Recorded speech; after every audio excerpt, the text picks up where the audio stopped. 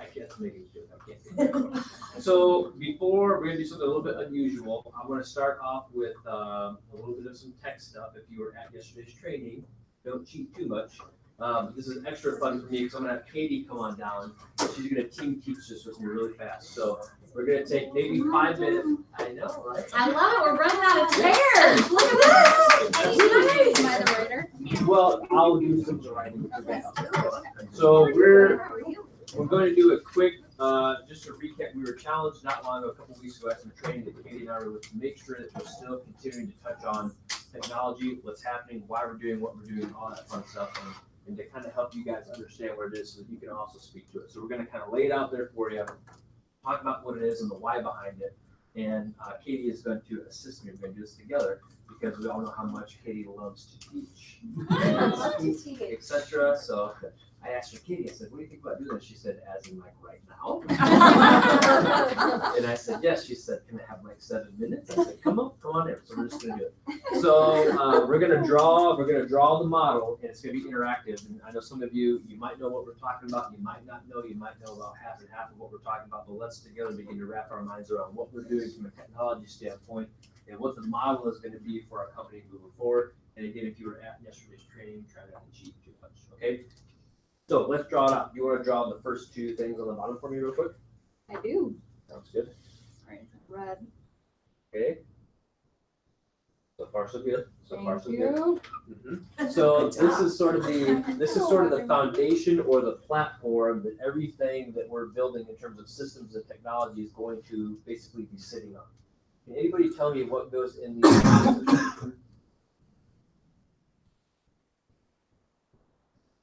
So it's kind of related to command. Yep, there are no dumb answers, right? This is why we're doing this, because we want everybody to understand. Okay?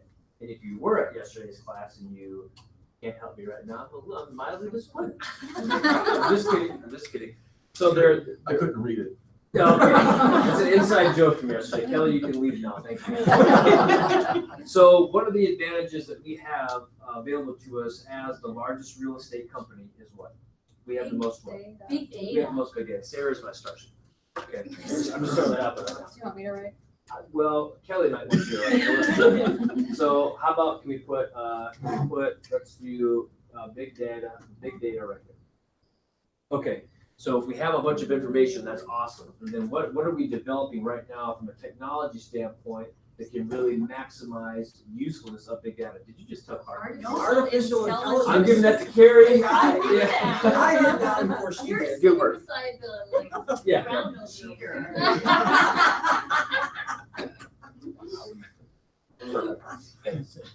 Kelly, is that readable? Are you good? I got it. Okay. Yeah. sounds good. Yeah, so big data and AI, so that's the foundation that everything is resting upon. Why is that so important? How do these 2 things interact with each other? What makes them a deadly combination? One of the big Lawrence had things- enough? I think data is great, but the artificial intelligence aspect of it allows us to like predict and see how people use that data so that we can. It has everything to do with the predictive nature, analyzing it and using it to give us relevant inferences or predictions about what a consumer might do based on their behavior. And oh, by the way, it allows us in our technology to provide better services to the consumer based on their behavior. What's the example that we always use as a company? It's another company that we always talk about when we're talking about technology. Netflix. Oh, Netflix. Yeah, it's a little bit of it. But we talked about Netflix and how the experience is customized to whoever happens to be using Netflix at the time, right? For example, when Mo logs on to Netflix or Megan or myself, Katie, anybody, we're all seeing different things, right? It's not like we're all seeing the same generic thing and we pick our whatever option. No, Netflix knows based on what you're doing, the fact that I binge watched Stranger Things for 12 hours straight. Yes. It knows, yeah, amen, right? It knows. It knows that based on that and my behavior, what else to recommend or put right in front of me to provide me better service and just keep me on that platform for even longer, right?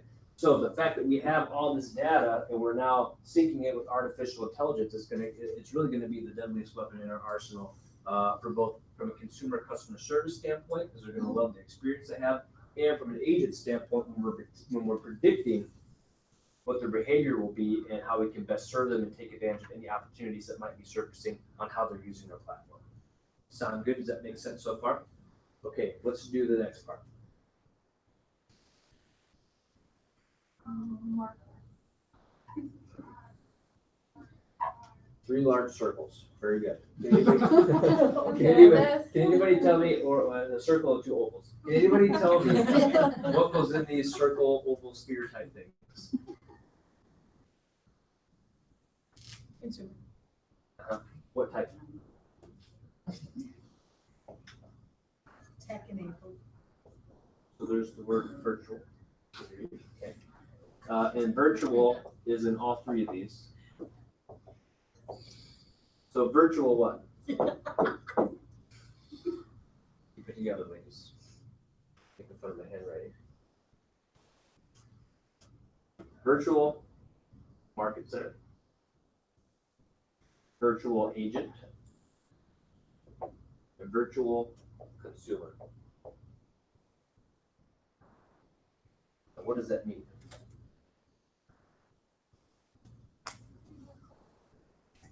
What's that? Said Clark's taking pictures. Okay, so the next time we quiz Is everybody, Leanne he's here? like, Wait a I'm minute. gonna help you. It Yes. shouldn't matter where you are, you should be able to do business. Absolutely. Absolutely. From a market center standpoint, from an office standpoint, from an agent where they are operating in the field to wherever the consumer is, we need to have technology and a platform that wherever you are, wherever we are, wherever the office is, we can service you and they can access tools, etc. Does that make sense? That's why there's no shortage of live streams coming out of KWRI, right? They are literally teaching everything and broadcasting it live everywhere because they know, hey, if we've got great content, no matter where you are, whether you're in an office, you're at home, you're wherever, you need to be able to access this and utilize it immediately. They're talking about taking Keller Williams University and doing the same thing with all the classes. They're just live streaming them all the time for agents. And oh, by the way, for free. It's pretty cool. So that's something they're talking about. So that in a nutshell kind of describes the thought process behind that. But then, Kate, there's a couple of things between these circles, right? And what are they? You can just draw a couple more shapes if you want. It's on. Oh, okay. Don't know. Well, which one are you going to do right now? Okay, sure. Just gotta make sure we're on the same page here. Well, I don't know if I can. Okay, when you can't spell it, Just read it. write sloppy or abbreviate. Yeah. Yeah. You know what's here? What is that? Accelerate. Yeah. Let's see what you do. You had to have Katie do this because she's the only who can reach. Yeah, that's both a compliment to her and insult to me. Then you laughed a little too hard. That was good. A little too hard then. So lead accelerator is something that is combining the market center, the consumer, and how we're getting in front of them to capture them as leads and capture them as business, right? And then command and connect are how the market center and agent are staying connected from an educational standpoint, course offerings, etc. Right? So this is kind of, if these were to overlap, these would be closing the gaps or connecting these 2 things as well. The other thing that I usually will say is, in terms of connecting the agent and the consumer, we're going to have a pretty phenomenal tool, which is our what? Kelly, in combination with the consumer-facing app, absolutely, in combination with the app. So there are a couple of other things that are kind of independent to this model, but work in conjunction with it that we're doing to keep us extremely strategic. And usually I put them up there. I definitely can't reach that high, but could you give me like 2 more circles up there? Talk about those 2. So there are a few things that KW is in the process of creating to help us remain extra competitive. Can you give me 1 more circle next to that one? For those of you that were there yesterday, what is it that we talked about? What are the 4 things that are in development? One of them is already one of them is already available to you. What's the first Mortgage. one? So Keller Mortgage. What's another one? Keller offers. Keller Insurance and Keller Offers. I think it's called Keller Coverage. And then the other one is called Keller Offers. And then can anybody tell me the last one? What is offers? I'll go through all these. Yeah, Keller Management or Property Management. So when we talk about Keller Mortgage, what is Keller Mortgage? What's the advantage of it? No origination fees. No lender. No lender fees. $1,000 back. $1,000. And if the loan's over 150, you get an additional 1,000 back. So somebody's done some reading up on it, very good. Did it work that way at closing? Yeah. Yeah. So the essentially, if you boil it down to it, the advantage is, the idea behind it is to help make you guys more competitive, right? You know, you can get into the details and all that fun stuff, and it is what it is, but the idea behind it is, how do you touch my computer real fast? The idea is to make you guys more competitive. How would Keller Offers, in theory, make you more competitive? Because the buyer can afford more because they don't have all the extra costs. So there are added benefits to the buyer, right? If they work with a KW agent. And there are benefits to you as the agent. Right? There's something that they keep telling, like, we need you guys to help us clarify this. Keller Mortgage doesn't exist to make Gary Keller way more money. If anything, he's lucky to be breaking even off of this thing, right? Because you don't make a lot of money when you're not charging much, right? Or if you're giving away money. The reason we're doing this is because who recently decided to get in the mortgage business? Zillow did. Zillow's a mortgage company. And guess what they're trying to do, guys? They're trying to do the same exact thing we are. How can we get as many people to use our stuff and never ever leave it again, so we can take agents out of the mix? It's literally what they're trying to do. We know this, we've talked about this, right? So Gary Keller said, F you guys, we're going to develop our own thing, and we're going to make sure that we can be as competitive, if not more competitive, than you, and go toe to toe with you, right? So here's how we can do that. We will give buyers a phenomenal financing option, which is going to make our agents way more competitive, or at least able to compete with companies like Zillow that are trying to do the same thing, right? Any buyer that's using a Keller Williams agent to help with their purchase can use Keller Mortgage. If you're the listing agent, any potential buyer for that listing, no matter what agent, no matter what company the agent is with, can utilize Keller Mortgage for their financing. Does that make sense? It's a deadly tool, but I want to caveat this by saying this. I'm an agent myself. I've got a team. We've got great relationships with lenders, right? It's not like I'm replacing all the lenders we work with overnight. We just present it as an additional option, okay? And if I'm at an open house, I can probably market the crap out of that and pick up buyers left and right, because, oh, by the way, as I go from open house to open house, there's nobody else, unless it's another Keller Williams agent, that's running a program like that you can offer, right? So think about that in the back of your mind strategically, and when you're trying to win business and lock down clients and get them to sign on the dotted line, use every available weapon in your arsenal. Keller Mortgage is one of them, and the next 3 are supposed to be the same thing, right? So let's talk Keller. Any questions on that? Let's talk about Keller Offers. Right now, especially in the Twin Cities, you guys are a little bit lucky because you're somewhat isolated down here. There are 2 companies that are really making a press right now with iBuyer programs in the Twin Cities, so much so that they are having an impact on the market and market share. What are the names of those companies? Redfin. Yep. So Open Door, looking for Open Door. Open Door, which Kelly just signed a partnership with who? You said the company's name just a second ago. Redfin. They're not partnered. Redfin is leveraging Open Door to deliver an iBuyer program. And the other one is who? Nope, they're gone. Oh, Yep, they're out great of the question. States now. It's Zillow, and it's called what? Zillow Offers.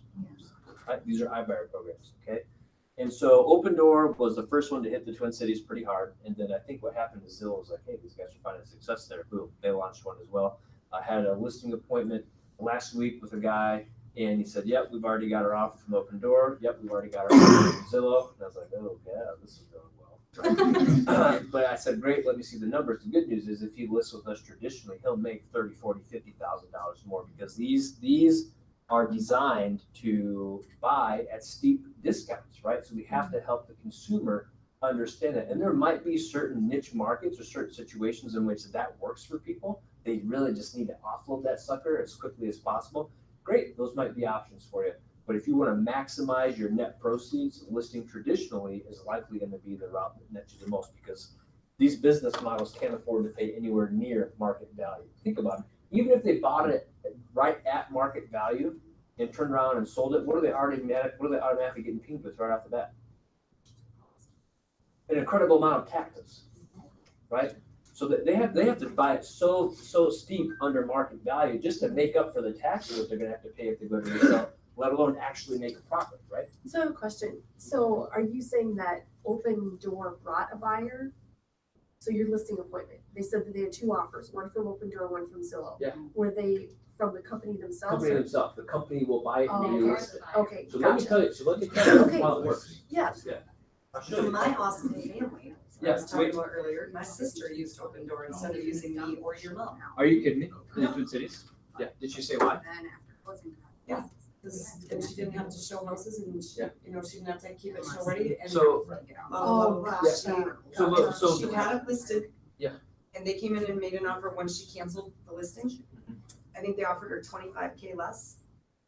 And then they come in with a team they beat you up with some more and nope, from an inspection standpoint. everything in her house passed. She didn't have to do anything at all, which is pretty rare with them. But to her, it was totally worth it.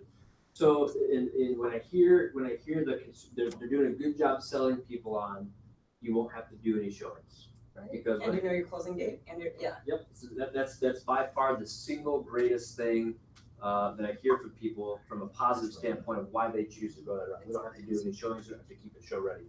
If you can go on Open Door's website and they will tell you, they will break it down for you what they think the estimated costs are associated with selling your home. Open Door will tell you this. Open Door would tell you, on average, based on everything they estimate, it's gonna cost 16%. 16% of the sale price to close on your home and move. I've looked at their calculations, they're outrageous. Like, part of what's built in there is our movers and all this stuff that you may not even choose to take advantage of, right? So I did the analysis, we went toe to toe with their offer for this guy, and we netted them, it was at least 30,000 more, if not more. But to make its point, for some people, like, I get it, I would net more, but I just wanna do this instead, it seems easier. my sister won't even tell me what she spent. Really? I'm like, so what was the percentage? They don't charge a percentage, it's actually just a fee. Yeah, well, what was it? I don't remember. Right, but Maybe it's more than two. we have to She understand, knows all the math. yeah, we're right, and, well, we have to understand that, that's what the consumer is getting sold on. They're not necessarily getting sold, like, when we talk to consumers, we talk about their net proceeds, right? Well, they're kind of selling them on other things and getting it. So the thing that I kind of laugh about is, we struggle sometimes in our mind, going on a listing appointment, asking for 6 or 7%. We've got companies out there that are blowing that out of the water. You guys are a deal. You're a smoking deal. And guess what? They get way more from you than they get when they go this route and net less. You guys need to remind yourself of that every single day. You are right now at 6 or 7%, you are a smoking deal. and I would say too that if we're doing our job, if we know what we're doing, we should be able to come in with a marketing plan Yeah. that they're not gonna have to have their house True. on the market Yeah, any here's the longer than 2 or 3 days in an open Amen. house and And, then but it's but over. here's the deal, Gary Keller would do you one better. Would do you one better. That's my man, GK. I'll say, Megan, here's the deal. I know your sister's crazy, okay? How about You've this? met. Yeah. But how about this? I get that your sister has maybe talked to Open Door and Zillow, but here's what I'd love to do, Megan. If she is just dead set on going that route, if she just knows that's what she wants to do, here's the deal, Megan. I want you to go in with our marketing material, to Trudy's point, go on a great listing presentation and let her know, hey, we can list you traditionally, we can net you 20, 30,000 more. But if you really want to go this route, guess what? Our company will buy your property from you. We'll be competitive with these guys. And then what Gary Keller would do is he'll buy the property and then he'll let you relist it. So is that essentially what Redfin does? Redfin is just using Open Door. Okay, so what about Redfin listings? So, They're just discount lister. Discount lister. They'll take you at 1.5%. They got billboards all over the Twin Cities and say, we'll list your And property they- at 1.5%. Teamed with Remax. Not anymore. Remax quickly Yeah, realized that was a bad idea. rescinded that. Oh, And yeah. here's why. No, No, that no, was it's everywhere. here. Yeah. Yeah, so Remax was pretty excited about that, and then like a month later, Remax came out and said, or Redfin came out and said, oh, by the way, you can make offers on our properties direct on our website and cut out buyers agents. And Remax said, that is not a win-win deal for us. We're out. Does that make sense? Okay. But that's why you're seeing Keller offers be developed. It's so that we as agents have the ability to go in and offer it as an additional option, right? To keep you guys competitive so you don't completely lose out on it if they're super dead set on going this route. So that's available or it's going to? It's being tested in some markets right now, mainly in Texas, so they're gonna, fine tune it and then they'll begin to roll it out so you can utilize it across the country. Well, I'm really mind blown now. Are you? Yeah. I'm glad you said up front. That's the first time I heard it. I'm like, what? So that's so we talked Keller Mortgage, we talked Keller Offers. Anything to add? Or no? Okay. I thought you might have. Can I ask a question, please, Zach? Yeah. And I don't know everything about Keller Offers yet, so I apologize, but, so Keller Offers will make an offer on your home, and then Megan can relist it? Yeah. How does that look to the seller? I don't love the way that looks to the seller. Well, it's the same thing as, I appreciate the question. Right now, Open Door buys it, then Open Door relists it. Right? For more money.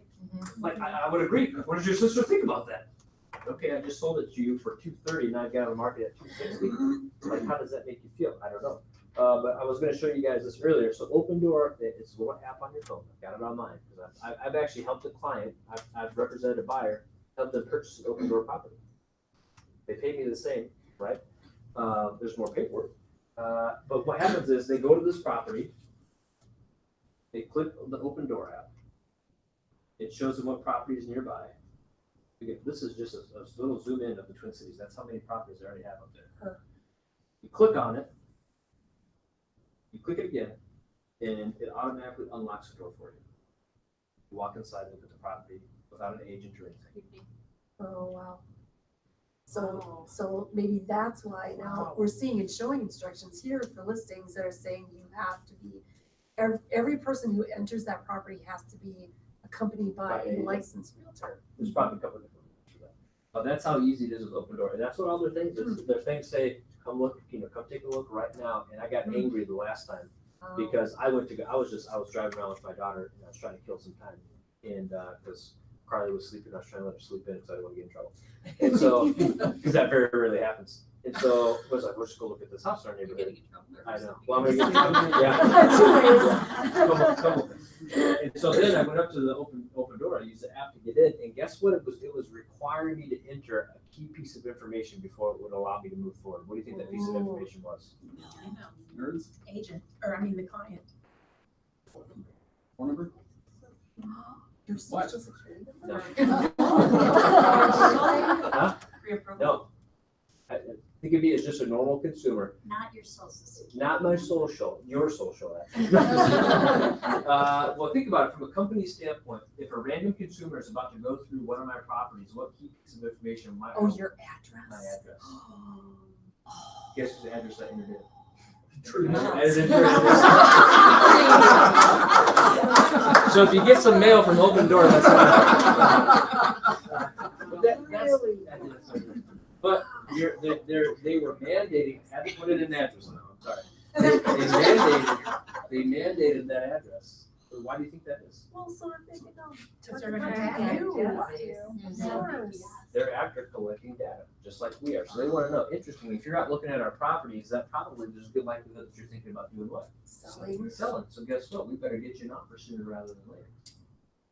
I'm telling you guys, there's a reason that we're developing everything that we're developing because it's becoming hyper competitive, and the only people that are going to be able to continue to outperform in this industry and safeguard us as a profession is going to be the company that's got their act together and is already doing all this stuff. So that's how that works. Keller Insurance is a very similar concept, a one-stop shop. Consumers will be able to price out and be competitive on homeowners insurance policies. And it's not like Keller Williams Insurance Company. It's Keller Williams partnering with all the well-known insurance companies that you're already familiar with and utilizing them to get a good price, and then a property management component as well. We're further along in mortgage and offers than we are on insurance or property management. I would probably guess this will be the next one. They just rolled that out last week when I was in Austin. In we did some a lab on areas. it. Yeah, well, yes. Not all areas. But the whole idea is we create an experience and and a platform the consumer never has to leave. And the reason they stay on that platform is because they're getting the best deals on everything that is real estate related. Does that make sense? Because also, once they buy and they're still using your app, they can click a button to refinance their mortgage if they want to, if rates get any better, right? So there's so many people out there that are trying to get in there and wiggle their way in between you and the client. What we're trying to do is safeguard from every single potential angle to make sure that we stay cemented with that client or the consumer. Nobody else has the ability to wiggle in there and get in between us and a potential deal. Does that make sense? Gary, what do you I got? was just gonna say, I got a notification on my phone that a client who bought a house last year was now, back on Keller Mortgage. You know, Cool. that they've reapplied, and I called him, like, you buying a house, what are you doing, you know? And he said, no, his mortgage officer from Keller Mortgage last year called and said the rates are way better, they're looking at refining that loan. So it just made me go, and I've heard that from a number of loan officers, that it just made me say, they're looking out for not just the transaction of moving on, but their whole financial deal with them. So I thought that was really good. Well, it's an exact example of why we're doing what we're doing. The combination of that added feature with big data gave you the insight as the agent that, hey, you might want to reach out to this person because they're thinking something, Right. And it was all under your umbrella, because here's what I can guarantee you. If they had pinged to refinance with my mortgage company, you would have never been notified or alerted. Right? Because why would you? It's not part of the system. That's neither good nor bad. It's just saying you have an added advantage if they're using our tools on a regular basis to find out about it and then use that as a reason to reach out to them. And here's what's really cool. Here's what I predict will happen. In the future, you won't even have to do that outreach. Keller Mortgage will ping the system that your client just did that, and the system will automatically email them on your behalf saying, hey, we noticed that you potentially are looking to refinance. Just reaching out to see if you have any questions or if it would be helpful if I provide you with a CMA. And then the system's just going to tell you that it did that. Hey, Carrie, FYI, this person pinged Keller Mortgage to refinance, so we sent them an email offering to give an updated CMA. Would you like me to send an updated CMA or not? Yes, please. And then done, right? That's what we're working for. Okay, Katie, any final thoughts or words of wisdom? Or drawings. Or drawings? I like this. That makes me happy. Thank you very much for your help. Really Appreciate quick, it. I'm just gonna touch on the repairs. We appreciate you guys being super patient with us as we deal with this. Ceiling tiles will be in this week, and they're coming before we open, so it shouldn't affect it. It's like a sunroof. It is like a sunroof. Absolutely right. Maybe we should put some Industrial design. Exactly. Some people pay a lot of money for this kind of aesthetics, right? Big thanks to Katie, she's been dealing with this. Let's give her a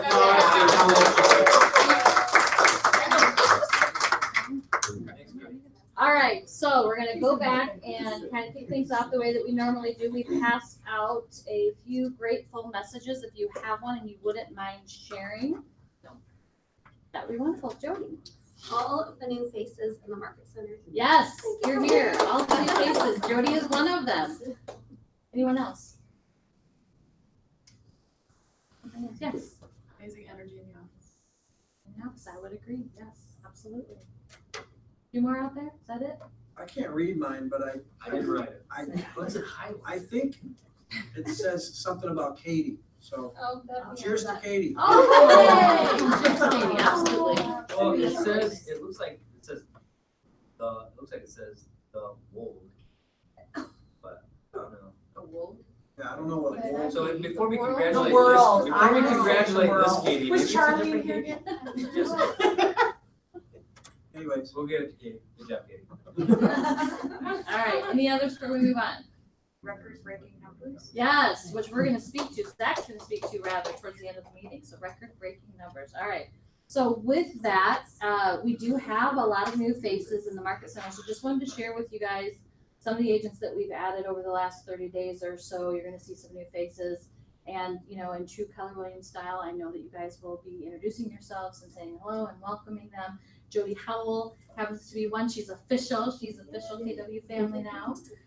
Sam Evan, Heather Weller, Melissa Adams-Boyles joined us, Caleb Galetta, and Michelle Massman. So those are all new faces that you'll be seeing floating around or added to the closed Facebook group. So we're super excited about that and just some of the things that we have happening over the next couple of months. One of them being Miss Lisa Hansmeyer, who has now joined us as our new agent services. You at my side, I'm gonna have her just kind of share with you guys a little bit about her vision, what she's doing in the Market Center, and answer any questions that you might have. Switch spots, or should I stand next to you? Okay. My name is Lisa Hansmeyer. Most of you, well, some of you, know me from past experience. I've been in real estate in Rochester for about 17 years. I was with Coldwell Banker at Your Service Realty for about 16 of those years. I've done a lot. I have a lot of experience, so hopefully you'll use me as a resource. My official job description is still a work in progress. Because it's never ending. Because it's never ending. Yeah, it'll always be a work in progress probably. But I'm just going to read straight from this little infographic that Aaron's talented son Dylan helped us out with. Basically, I will be providing support to Katie and Christina, managing agent support. I'll be working with the master faculty, training calendar, event coordination, Market Center promotion, onboarding of new and transfer agents, and lead systems training. So to kind of boil it down, it'll basically be a lot of with technology, and we'll be creating a new onboarding process for all of our brand new and transfer agents as well. Our goal is to have the best onboarding process in town. So we're working diligently on that. So anyway, I just want to thank you all for being so welcoming to me in my first few weeks here, and I'm just really looking forward to everything that's coming in the future. So that's great. I do have one more thing. First official order of business. Coming sometime in August, we're going to hopefully be running a forms class. We want to cover all the new forms that are coming August 1st, and we're just going to kind of highlight everything. We're going to highlight the big changes that you guys need to know about in the forms, and then also just, you know, the commonly used forms. We're not going to go too much into those forms that you really don't use very often. It's just going to be a very kind of high level highlight for forms changes for you. We want to make sure that you're aware of, you know, when you're out in the field, that you know exactly what's in these contracts and that, you know, what you're talking about. So that's coming, more information to come on that. If you really want, you can check out the most recent Minnesota Association of Realtors resource newsletter. I don't know if you guys read these, but you do get them in your email every single month, and they are awesome. There is a ton of information in these. So should we send out the PDF after the meeting of the newsletter? This newsletter in particular was all about forms. So Have they listed the changes yet, or just all the forms that are changing? they have listed the changes. There is one very small change that's going to affect almost every single form. So just things will look a little bit differently, but yeah, I mean, August 1st, the old forms go away and the new forms come in. So it's important that we stay on top of what's in now. So Yeah. Yes. And if you have paper packets, make sure in August you're switching those out if you happen to have those. More to come on that later. So Thank you. thanks, guys. Thank you. All right, so we have another face that is being added to the leadership map that Lisa spoke of. And that person is our new productivity coach here in the Market Center. We're incredibly excited. You guys have probably heard us talking about a productivity coaching program and launching one here in the Market Center. And I was part of one before up in Burnsville, and I can't stress enough what a game changer that was for that office.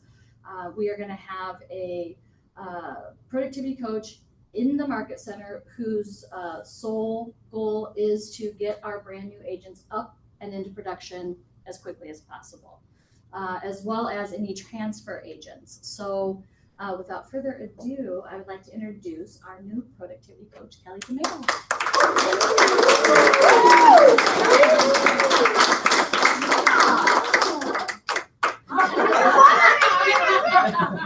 I am so excited. Haven't you second guys. thoughts.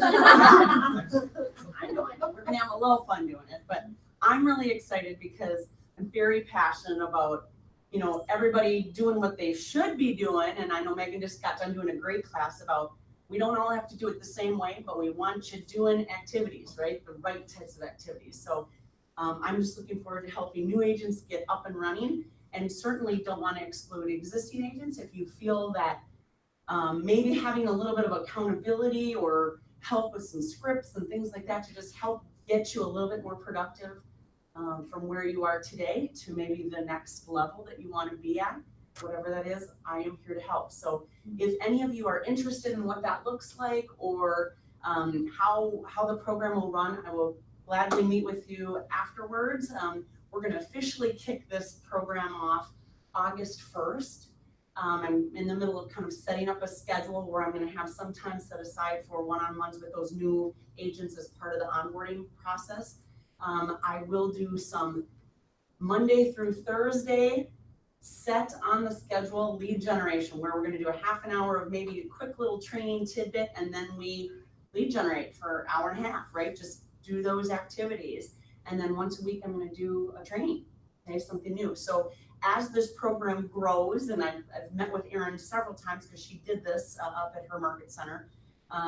So I don't want to reinvent the wheel, but as this program grows, we're going to have some new agents, and we're going to have some experienced agents that are in the PC program.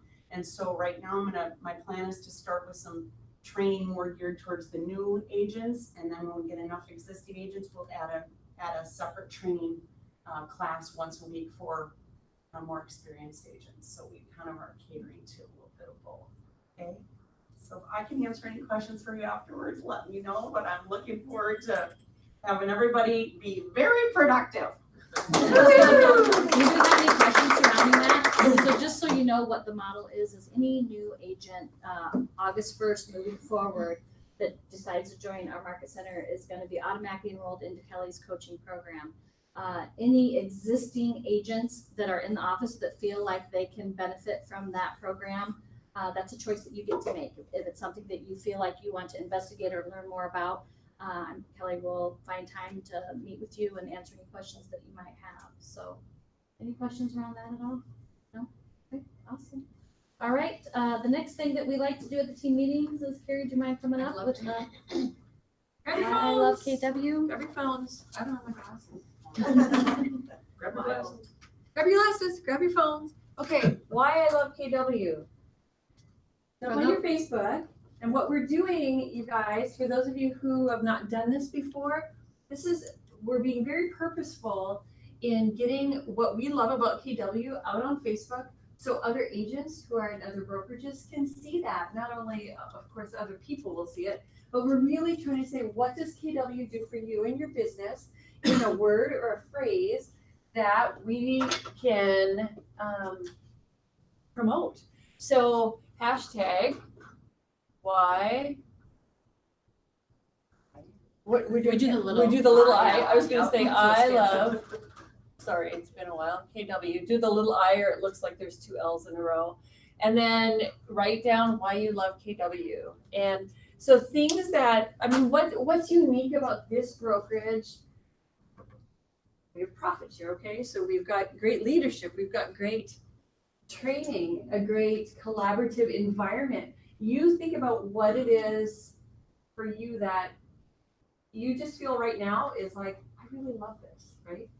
And my husband's calling. Sorry, baby. I'll talk to you later. I'm answering why I love my husband. No, why I love KW.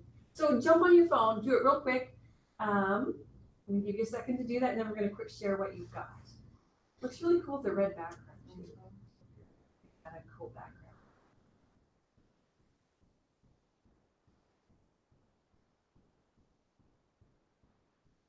So we've been doing this now for how long, Carrie?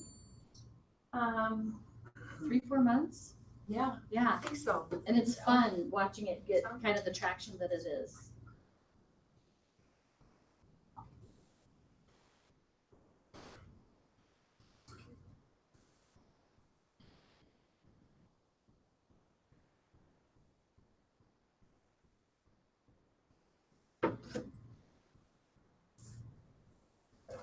Okay, anyone want to share what they've got?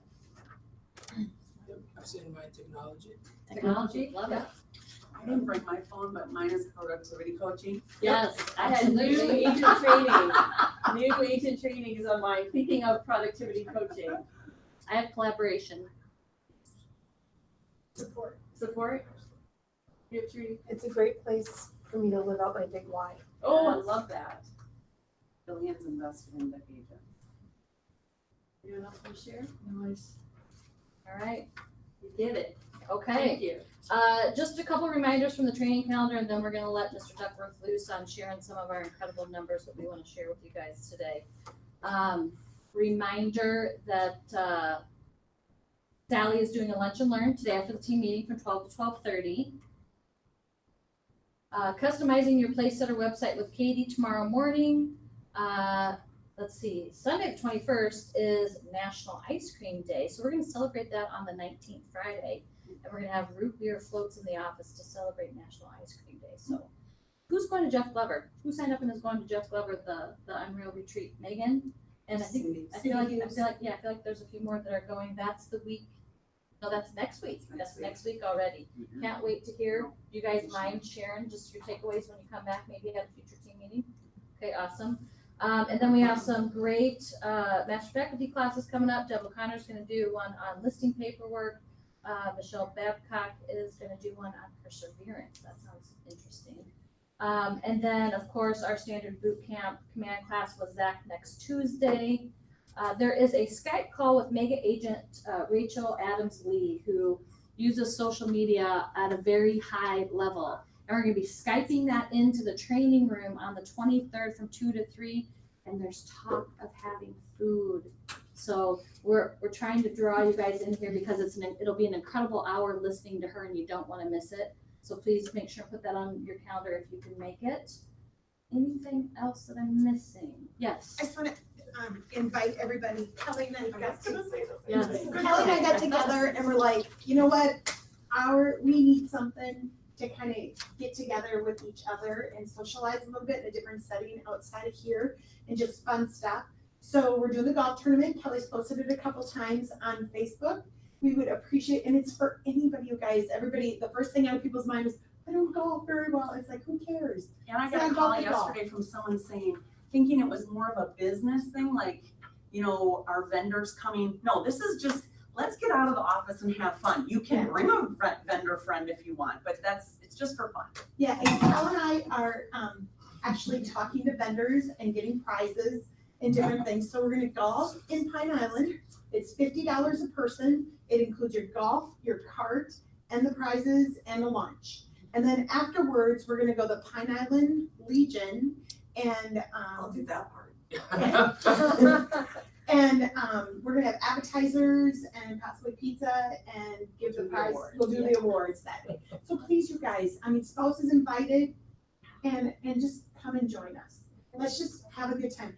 Noon tea time, I think it was. I think it was a noon tea noon time. time. Yeah. What was the date again? The 7th, Wednesday the 7th. Yeah, if you guys can RSVP to either one of us, just so we know, because we have to give a final count like the week of or whatever, just so that they have enough tea times for us. The goal right now is to do a 4-team scramble best ball. We've already got our first team, Sarah, Lori, Kat. I'm not done. Actually, they're not on that team, that's right. So Lori. They kicked her out. You gotta be quicker than that. You can sign up the Duckworths. Stephen Aaron Duckworth will join in. Put us with someone who doesn't take golf too seriously. Not often. Perfect.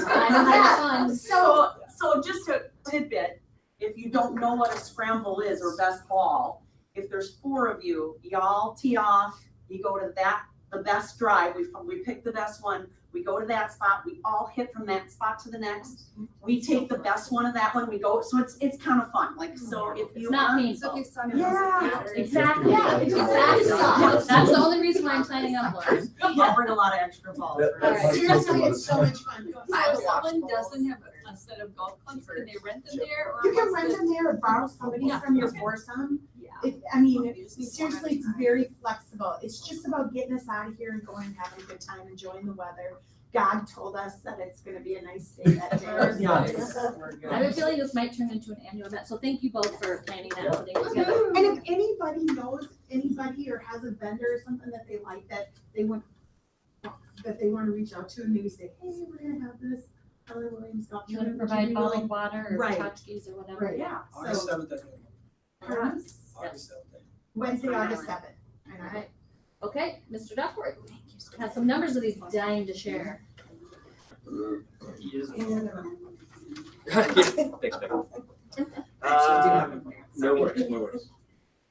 So, and then regarding the command class next week, if you've been to some in the past, I recommend come to this one. There's some new stuff that's been unleashed that we'll be talking about. Somebody got some makeup on my keyboard, but that's okay. Oh, I that's, know. you put her address down on know. that. Yeah. Getting me mad. It's all even now. Not quite, but we're getting there. Couple of things to highlight here. 117, excuse me. Well, no, this is as of the end of June, so don't count your chickens before they hatch, or whatever how that saying goes. So as of the end of June, these are the numbers that are trending for office. So we are 115 agents strong, which is pretty remarkable. That's awesome. Our closed units year to date, our closed guys, these you have to understand. Our closed units compared to this time last year are up 20.2%. Your closed sales volume is up 22.4%. Your listings taken is up 9%. And we'll in a little bit, I'm going to share with you some of the statistics that are going on CMAR wide. Now, I want you to remember that your listings taken is up 9%, because that might not seem like a huge number, but when you consider what's going on across the entire MLS, it's a pretty phenomenal number. Your contracts written volume is up 25.2%. That's future business. And your contracts written are up 17.4%. So, but what does that actually mean? When we say contracts written up 17.4%, what does that mean? That means you guys are writing 17.4% more contracts this year than you did last year. Last year we did about 1,000 closed transactions as a company. So if we're trending 20% more on average in all these categories, that's a huge deal. That's like anywhere between 200, 250 to 300 more units in these categories that you're doing year over year. Guys, that doesn't happen at real estate companies. Like they might be a little bit better, a little bit worse, or about the same as last year. They don't go up by nearly 25% in some of these categories, right? And oh, by the way, this is something that you're continuing to do. I'm super excited about this one. Our people are making 23.7% more money. GCI is up 23.7%. Hashtag why I love KW, right? Okay. I want that to be your hashtag later today, please. Right, and your year-to-date profit share is a little over 63,000, and it's only going to go up July, August, September as we finish up the year. So that's pretty phenomenal, and I just want to congratulate and thank all of you guys for the amazing work that you're doing out there in the field to make this happen. Because the cool thing about this, unlike some other places, is this kind of a strong performance benefits all of us. A whole host of you doing okay over there? Doing all right, Kat?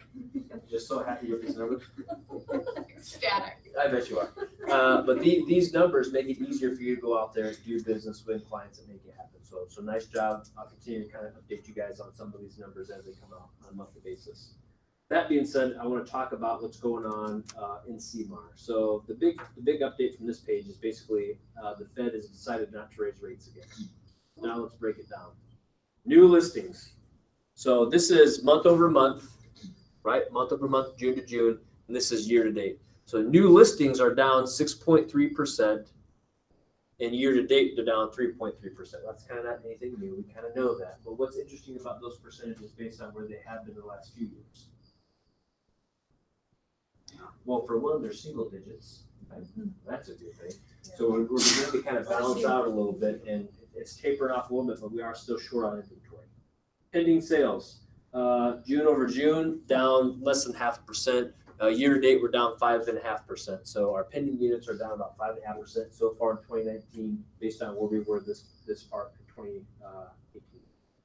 Closed sales, month over month, down 7.7%, which is interesting because June is typically what kind of a month for real estate? It's usually a powerhouse month. We actually felt this as a market center as well. We had a little bit of a downtick in June overall. Our performance was so strong, it was still trending in the right direction, but we felt that too. So this is a little bit comforting for me to see that everybody kind of felt that across the market in the month of June. And then year to date, our closed units are down 5.3%. So not the end of the world. We know the inventory is drying up and prices are going up, which can affect both of those numbers. Well, what happened in April? We're all dealing with water in our basement, right? So. Don't even get me started. I'm just saying, April was a July. Yeah. March. And the rain still hasn't let up. Days on market. So June over June, days on market up almost 25%, and year to date up 10.7%. So when we see our inventory going down and closed sales going down, and we see days on market going up, what does that tell us about the market? Yeah, it is, right? Yeah, or at least, at the very least, balancing out, right? So, homes are sitting on the market a little bit longer than they have year over year, which is not necessarily a bad thing where we are right now, but it is an interesting thing to make note of. And the reason I go over these numbers with you isn't just to go over the numbers, it's so that when you're talking with clients, consumers on an appointment, you can quote these numbers and beat out the competition because they can tell you're the only one that knows what you're talking about. And it helps you coach and set expectations with people. Like on our team, we've already started talking about we need to start coaching clients to let them know their property is likely going to sit on the market for a little bit longer than they might be thinking it will based on recent experience or history. Help them understand it might take a little while. It might be a price reduction to get it sold this time versus selling in 30 minutes as soon as it goes on the market, right? And that, I will tell you, I've noticed a lot in the last probably 2 or 3 weeks, a lot of price reductions. We haven't seen those in a long time. Right, so. right. And sometimes if you haven't coached that consumer appropriately, they're gonna be like, what do you mean? Like the market's hot. It should be saying, what do you mean price reduction? Well, we're shifting back to that balanced market where price reductions are normal. It might take 30 to 60 days to sell. For the first time in a long time, we've got a great listing that has been sitting for a little while. We took it off, we did some new things, did price reduction. It's showing it still hasn't sold. Like, man, that hasn't happened in a long time. That's just showing us what's going on in the market. Median sale price up 7% year over year, up about 6.5%. Again, these used to be double-digit numbers. Now they're coming back in line with what we typically like to see in a normal balanced market, right? A normal balanced market would have these percentages about where? About 3 to 5%. About 3 to 5%. So year to date, we're trending pretty darn close to where we would like to be from a normal, even balanced market, meaning the kind of appreciation that is sustainable, right? Now, when we look at average sale price, it kind of mirrors that 7.4%, 4.2%. This one is actually within the healthy range we like to be, right? In terms of your average sales price, which is interesting. Let's talk about percent of original list price versus the price they ultimately received, okay? Now, recently, these numbers tended to be what? Yeah, higher, sometimes even positive, because people were getting more than what it was listed at, right?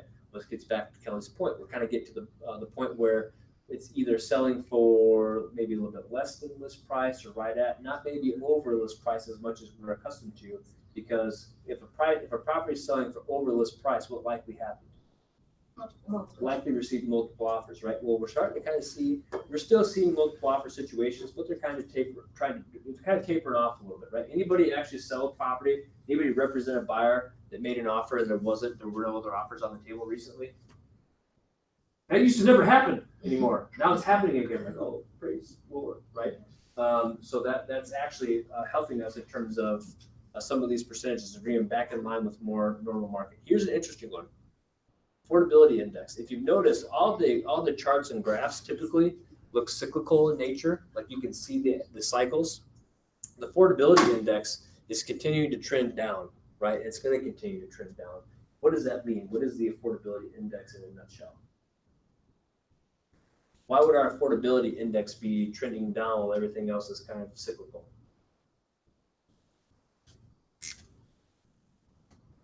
Well, what's going up right now? Somebody just said it. Prices, right? And what's likely to go up in the future? Rates, right? They're still okay right now, but they're likely going to go up. So if year over year prices continue to go up, what kind of impact does that have on buyer affordability?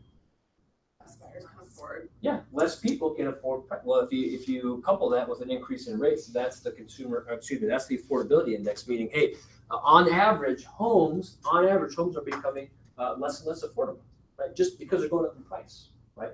It's a pretty standard economic principle. The more expensive something becomes, the less people can afford to purchase it, right? It's not the end of the world. It's not a bad thing, but we have to understand when we look at affordability, how it's going to impact our buyers, right? Because a lot of people will say, well, we're seeing less units sell, or we're seeing less of this happen in the marketplace because buyer demand has gone down. Well, I would argue that might not be true, because the buyer demand is likely still there. They just can't what? Afford to purchase, right? Believe me, there's a demand for this guy to get a brand spanking new beautiful car, right? But the affordability the affordability aspect of that, might not make it something I actually do, right? So we have to understand that and be cognizant of the fact that buyer affordability is continuing to be challenged. Inventory of homes for sale. Interesting. You kind of look at how in June where it had been in 17, 18, and 19. This is saying that we actually have a subtle, slight increase in inventory year over year. Still less than what it was in 17, but it's more than what it was in 18. But if you look at the actual numbers, it's not like it's by a ton, right? That's we're maybe starting to trend back in a positive direction. Month supply of inventory. What do we like to see for a good kind of healthy month supply of inventory? 6 to 8. Yeah, 6 to 8. So somebody even go as low as 3 to 6, right? 5's kind of a magical number. So we're kind of getting close to a healthy month supply of inventory. But notice what has it been doing? It's been slowly, steadily ticking up because we have more homes sitting on the market for a little bit longer, which means we have more inventory. Right? So we're kind of trending back toward a good, healthy, balanced market. Nothing to be freaked out about. Here's something that's interesting. So this is an area overview. Kind of breaks down the cities based on their respective percentages. I typically like to point out a few. So I'll point out Austin, Rochester, and Winona. So new listings, year to date for Rochester, we're down about 4%. New listings, year to date, Rochester, down 4%. Closed sales, down 3.1%. Median sale price is up about 5%. Month supply of inventory is up about 15%. But I really want us to understand these first two things. And you know what? I'm gonna put this up as I talk about it. Wow, I didn't check the Dodge Center. Yep, I checked. Yeah. Well, what's interesting is when you look at some of these smaller markets, like if I'm in a small market and we get 10 new listings that year, that could like break the bank based on something. Like a new development goes in, oh my God, right? So keep that in mind too. But yeah, it's interesting to look at. So let me read this up. Rochester as a whole, down 4% in listings taken year to date. Listings taken for our office up 9%. So the market on a whole is down 4 and you guys are up 9. That's pretty remarkable. That's what you call outperforming the market. What you guys are doing collectively, you're outperforming the market, right? Everybody else is taking a step backward. You're taking a few steps forward. And that's why we have to look at these numbers and understand that and be able to communicate, right? Closed sales down 3.1%. Closed sales for the office up 20.2%. So you mean to tell me the entire Rochester market is down 3%, yet you guys are up 20.2%, right? That's important to keep in mind when we're looking at some of these numbers. These are great things to use in listing appointments. Absolutely. Winona, their new listings are down 15.2% in that market. Closed sales are down about 2%. Homes for sale down 22%. So the note that I made here is of all the markets, Winona is feeling the pinch the most in terms of inventory. Okay? But what are the trade-offs to that? If you have low inventory, what are you going to see higher percentages of? Yes, your median sale price. Median sale price is up 7.4%. And that's why your month supply of inventory is down as well. And then let's look at Austin. New listings down 7.4%, closed units down 5.2%, median sale price up 33.4%. Their median sale price has shifted from 88,900 to 118,000 year over year, right? And that's about all I'll talk about there. So what are your takeaways from that discussion looking at numbers, whether it's MLS wide, Rochester, the office, etc.? What are some takeaways or ahas you have to read? Who said that? not what I'm looking for, but Well, I still. agree that it's all about, like, these next number of months are gonna be all about educating your clients about what the market is actually doing so that you have realistic expectations, you know, and that they don't have the $180,000 house that went, you know, 10,000 over asking price with 20 offers, you know, and what to expect. You're exactly right. Kelly, when you look at these numbers, and when we look at the numbers, not just for the sake of looking at them, but when we look at them and then ask ourselves, okay, how do we apply it to our business? What it allows you to do is be ahead of the competition, ahead of the curve. Meaning, if you're on listing appointments right now, and you're the one that's accurately coaching your clients to the market, and your listings are going on and selling fairly quickly when everybody else's are just staying on the market day after day after day, how does that look in terms of the public or the statistics and numbers you can bring to your listing appointments? Hey, here's something you might not know about me, but when we look at the numbers, my listings compared to all of my other competitors are selling much sooner and at full price, meaning they're not sitting on the market for 30 to 60 days and having to do a couple of price reductions because I know what the market is doing and I'm going to coach you to list your property where you're going to find the most success sooner rather than later and keep your negotiating position strongest, right? Versus listing with another agent who clearly is not timing the market appropriately or advising their clients as to what the market is currently doing. Right? That's how you take these numbers and turn it into an actual conversation with the client where they say, right, Kelly, that sounds like pretty sound advice. And oh, by the way, the numbers prove it. So we're going to hire you to get sold. And if you're a new agent and you can't personally speak to your own personal statistics, use the office. I mean, overall, our company, you know, I mean, this is what we're doing. We're shaking it up. We know what we're doing here. I would venture to say there aren't very many agents that are speaking like this at No. listing appointments. And imagine if you were going on a listing appointment where either someone else had gone before you or someone's coming after, and you're sharing this information and they're not. The best thing that you could do on a listing appointment, a lot of folks, when they go on listing appointments, they do what? Sell themselves. Try to sell themselves more than anything, right? The single greatest thing that you can do on a buyer appointment or a listing appointment is to simply educate them, right? If they feel like they learned something, or if you provide value through education, they're going to respond to that way more than they're going to respond to sitting there for 60 minutes while you try to sell them on how amazing of a realtor you are, right? Educate them. Hey, what are you looking to do? Awesome. Based on what you're looking to do and what's important to you, here's what's going on in the market. Here's how I think I can help you be the most successful. Will that work for you? Does it make sense for you? Would you like to do that? Great, let's focus on that. This is about you, not me. So it's more of a consultation.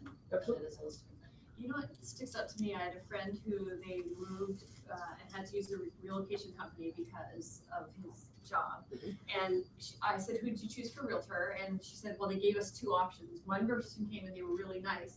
And she said the other person oozed real estate. And she said, we picked that person. And that's always stuck with me. They oozed real estate. And it's got to be like the stats and knowing the market and things like that versus I'm just a really nice person. And well, and even those Now, I'm numbers, not telling you not to be nice, right? but it's not about who's the No, nicest. right. They're looking for somebody to take charge and knows what's going on. And numbers can help you overcome a lot of objections too, right? So when you have that seller that's saying, you know, I'd rather price it a little higher because we know they're gonna come in lower.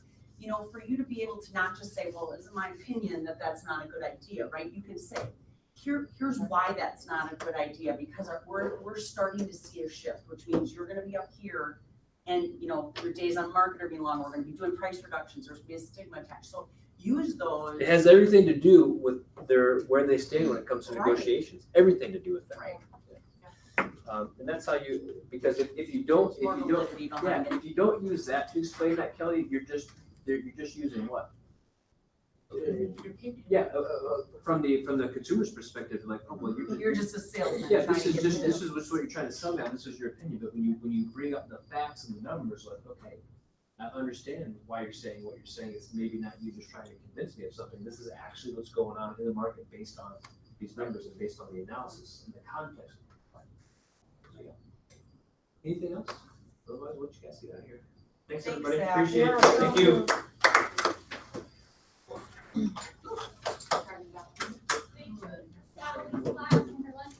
Oh, yes. Sally's doing a lunch and learn here fairly shortly. So So real Bye. quick, what I wanted to talk to you about is the meeting. Should we go back in Okay. in my office? Okay. Can I just shut up? real quick? Yes, absolutely. So 8:30 to 10:30 on Tuesday. Yes, so half an hour of